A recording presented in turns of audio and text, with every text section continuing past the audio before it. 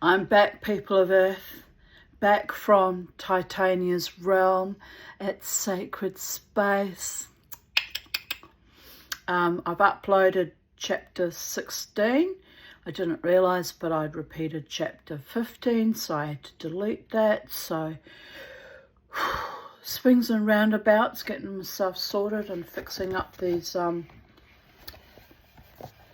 channel issues and getting it right. So I've had to relinquish my laptop because I've had to uninstall things, and I don't even know how to operate it properly, to be honest. But it's not working, and it was the laptop's fault, not YouTube. So I apologise to you, YouTube. I thought it was like you'd taken down my video due to some sort of weird censorship, and because it's happened before, I thought the worst of you. So I do apologise on that count. Anyway, we're uploading, it's processing as we speak, chapter 16, and I will begin now reading chapter 17.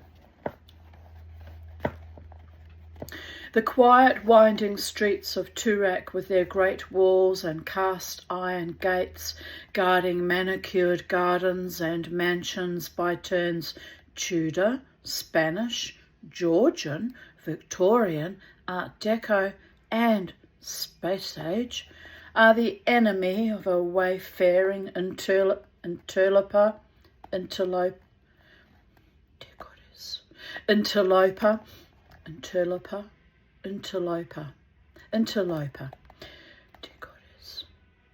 with a dire intestinal need. By the time I had parked my car and dashed into a cubicle at the back of a bistro on Toorak Road, I could not fairly be held responsible for anything I did. But a moment or two after, my muscles relaxed and the beads of sweat on my forehead had begun to cool me. I slumped forward with my pants around my ankles and gave thanks for all that I was about to receive. With everything that had been happening, I had not noticed 2 unanswered calls on my mobile phone, in addition to the call from my mother. When I listened to the message, I found that one was from Anna telling me my mother had called and, please, wherever the hell I was, could I call her because she sounded distressed. No surprises there. The other call was from the police. They wanted me to call them. At first I assumed the police were calling to check out my version of something Simon Hayward had told them in an attempt to diminish the enormity of what he had done. I didn't know and could not imagine what I could tell them that Anna couldn't tell them, but then it struck me suddenly that their inquiry might not be related to this at all. I looked at my free hand, the one not holding the phone to my ear. It was my father's hand. Perhaps the photographer was going to press charges for assault. It had been a little over a week, and I had heard nothing. But there was no statute of limitations. He could have been hospitalised until now. When I thought about it, I could still feel him underneath me on the stone paving beside the pool. The truth is, I had liked hitting him. I could still get myself worked up just thinking about him trying to take photos of Sam. So why shouldn't he want to press charges? Would I press charges in his circumstances? I don't know. Maybe it wasn't even up to him.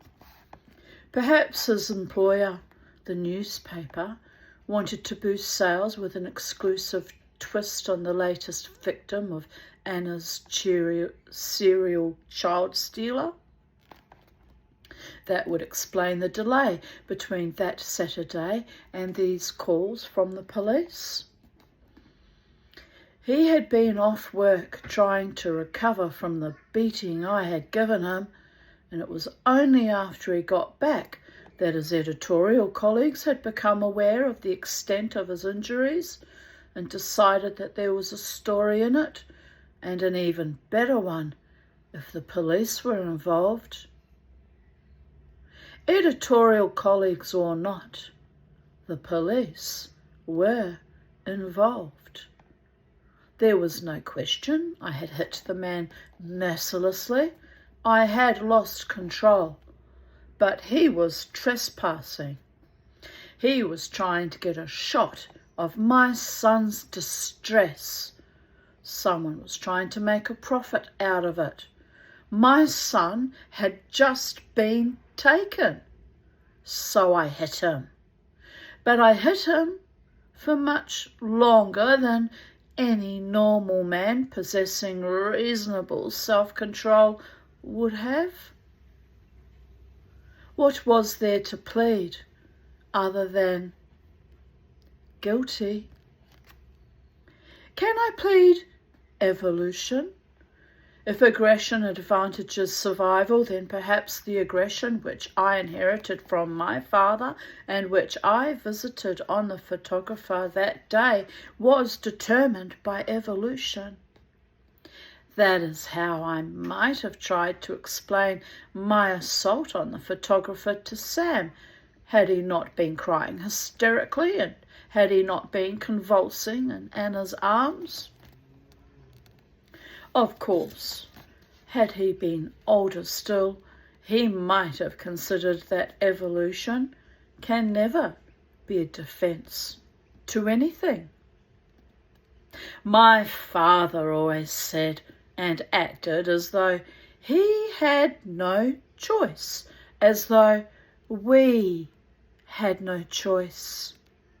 For people like us, circumstance had to be grabbed by the throat. We had to make our own luck. He sure made his luck, and I suppose I always believed that he made our luck just as he had made Roger, hastily and on a slow burn to catastrophe. But perhaps I am too hard on him. Perhaps things were different then. Now it is possible for a person like me to transcend his origins legally. I was invited into Donald Shear's house. I did not have to break in. I am a stockbroker. The police would like to talk to me. There was no need to imagine how my mother must have sounded when she spoke to Anna. It was all there on the message she had left me. She was sounding like that, more and more. Either that or I was noticing it more. I thought it was her. I know it now. Joseph! Joe! What phone is this? Is that you? Am I recording now?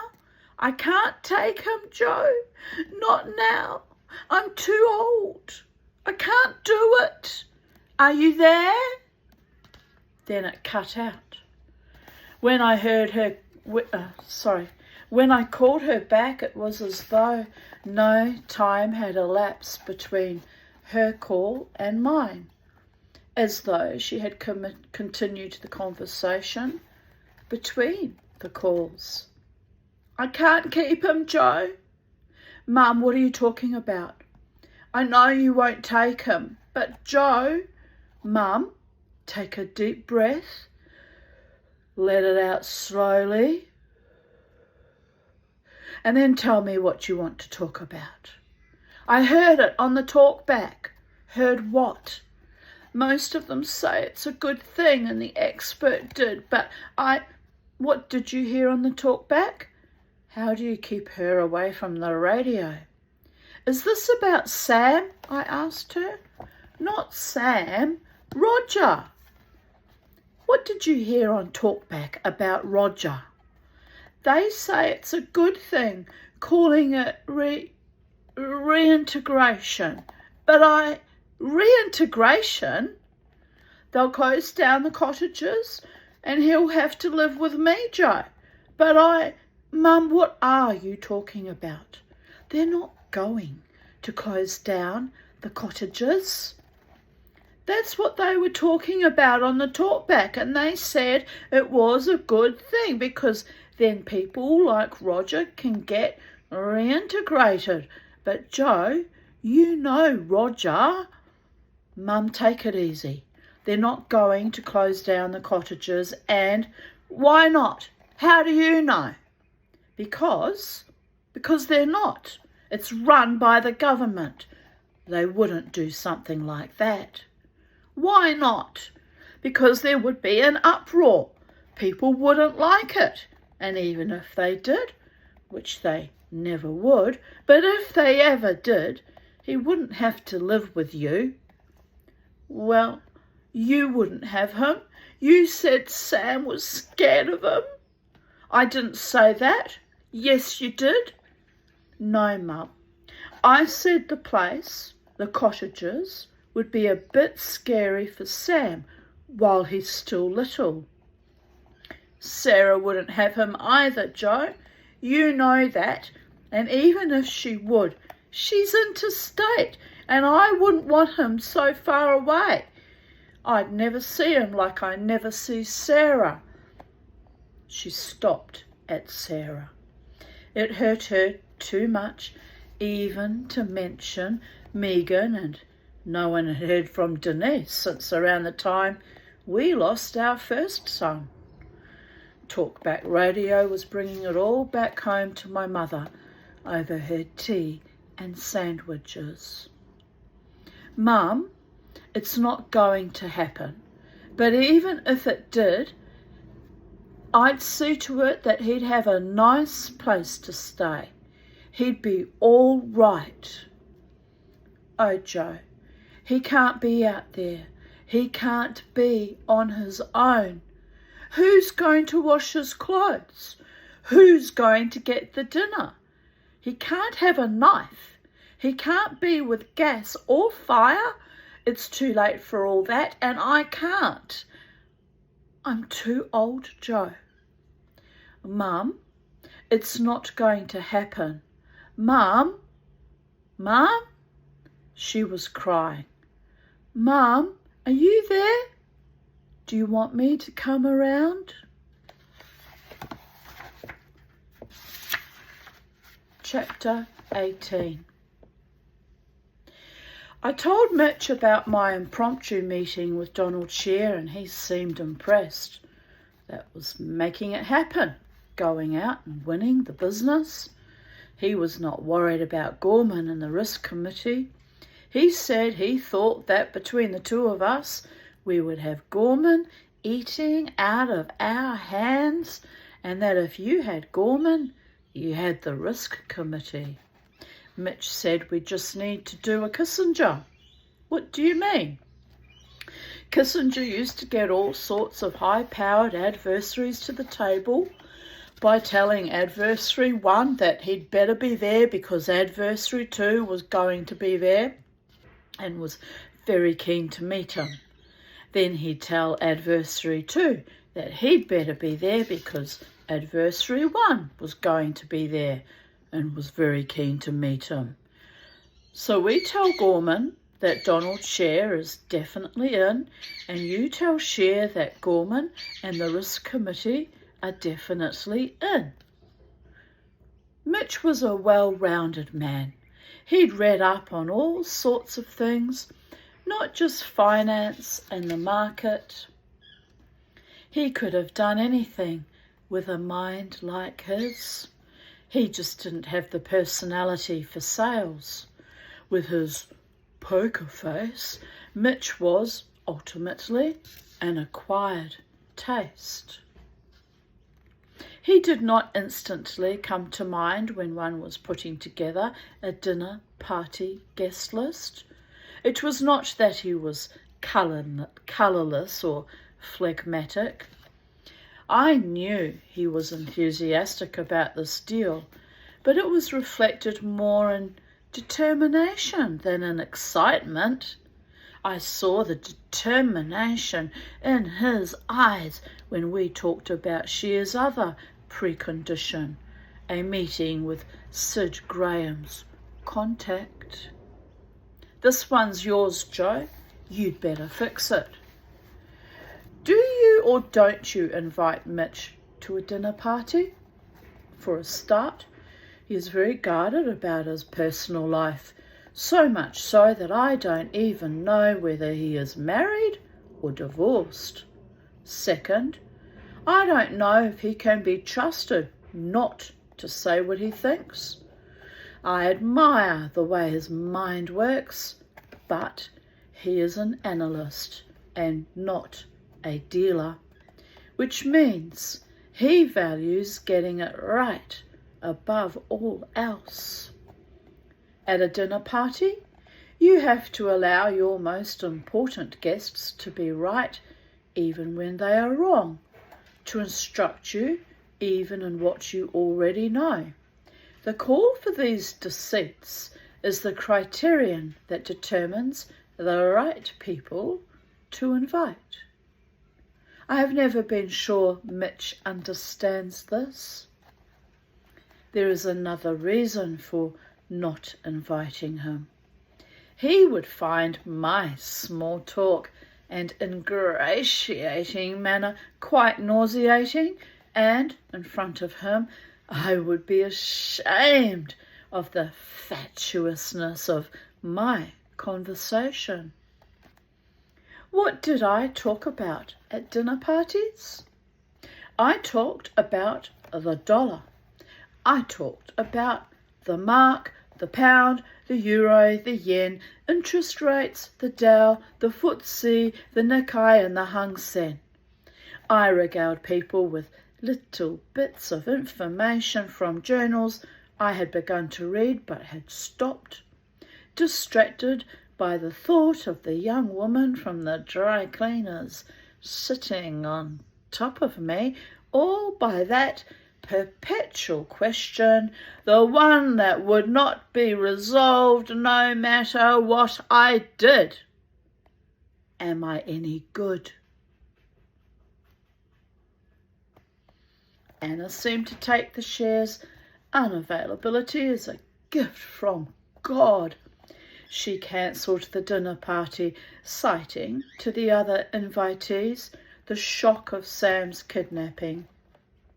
And of course, everyone she spoke to, usually the wives, was nothing but sympathetic. Instead, she put her efforts into planning a birthday party for Sam. She was going to invite all the children in his class and organise games and prizes, the full catastrophe. I could not fault her with Sam. Sid Graham told me to forget it. Was I out of my mind? There was no way his contact would meet with Donald Shear. He said the man would not even agree to be identified. I told him that was a shame because it killed the deal. Joe, you obviously don't know what these guys are like. Well, isn't there any way around this? You want me to make it worth his while? I didn't say that, but I've got a very interested Donald Shear. He likes it, Sid. He likes the sound of it very much. For Christ's sake, but he needs a little comfort. You can understand that. If he's going to put in the kind of money you want, it's only natural he'd want some assurance. Joe, my guy won't talk. It's bad enough that he talked to me that time. If it ever got out that he was discussing the party's health policy with Donald fucking Scheer, the man is dead. No future. You know what I mean? Wait a minute, Sid. You said he's talked to you that time. You mean you've only spoken to him once about this? No, that's not what I mean. Well, how many times have you discussed it with him? How many times? What does it matter? You want me to get Scheer to pour a vault of his money into Health National on the basis of one throwaway line capable of misinterpretation? Joe, you're out of line. I'm sorry, Sid. I really don't mean to be rude, and I think you know that. Shit, I'm not casting anything on anyone, but Jesus, Sid. How many times have I got to tell you he doesn't like to talk about things like this to guys like us? Guys like who? Me and Scheer. How many times have you talked about their policy turnaround? I don't know. More than once? Yes. How many? I don't know. A few. Listen, Joe, call Scheer and see if it's enough for him to talk to me. No offence, but I can tell you it won't be. Joe, call him. Let him prove you right. Tell him the guy has to think about his future. He'll understand. Sid, he'll tell me to tell you to take care of his future. Tell the guy the future is not an enemy, it's an opportunity. Joe, please, give it a try.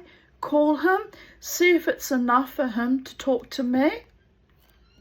I did not give Donald Scheer a try because I knew what he would say. And however much I stood to gain, if I could get Scheer to take up a substantial part of the issue Sid Graham was planning, I was still Scheer's broker, and it was decidedly not in my interest to alienate him. So, if I needed to exert any pressure to bring these men together, it had to be on Sid Graham, not Donald Scheer. I gave it a little over 10 minutes, and then I called him back. No deal, Sid. I hate to say I told you so, but he wants to hear it directly from your contact. Well then, I'm fucked, Joe. This guy, he's a family man and a good Catholic. So am I. What the hell does that mean? You've got to tell him that talking to Donald Scheer is not like talking to the devil. He's already talking to you. No, Joe. I mean, if he's ever called upon to swear on the Bible and give evidence about who he'd been talking to and what was said, this guy will tell the truth. Good for him.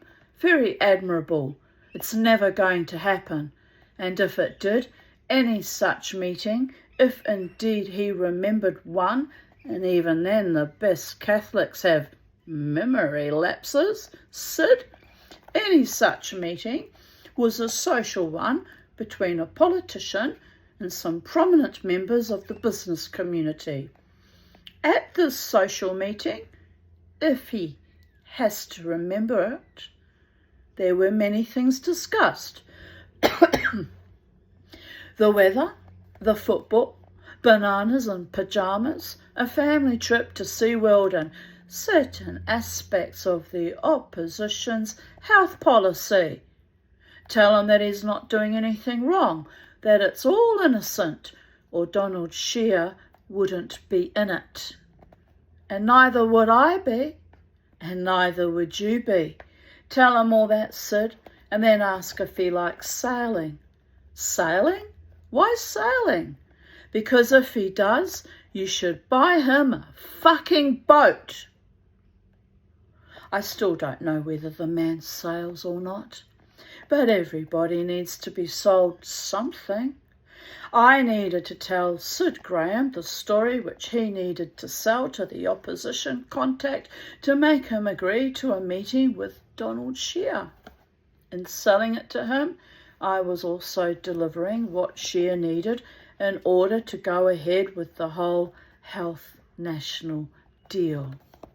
The meeting was, after a torrent of calls back and forth, scheduled for late afternoon the next day. I felt $1 million. The police had called me at work, but I hadn't taken the call. I had been too busy. That was true. I wasn't just avoiding them. Shear could testify to that. Sid Graham too, if it came to it. I tried not to think about it and found that easy to do most of the time, particularly after my success in arranging the meeting between Shear and Graham. But whenever I did catch myself thinking about the police, I always assumed the worst, that it was the incident with the photographer that they wanted to talk to me about, not Simon Hayward, and I felt something in my stomach, some small baseline anxiety that would eventually course through my veins when the shit hit the fan in some detective's office. My father's stomach was stronger than mine. You can't choose what you inherit. There was another semi-hysterical message from my mother, on the voicemail of my mobile phone. What time would I be picking her up to bring her over to our place for Sam's birthday party?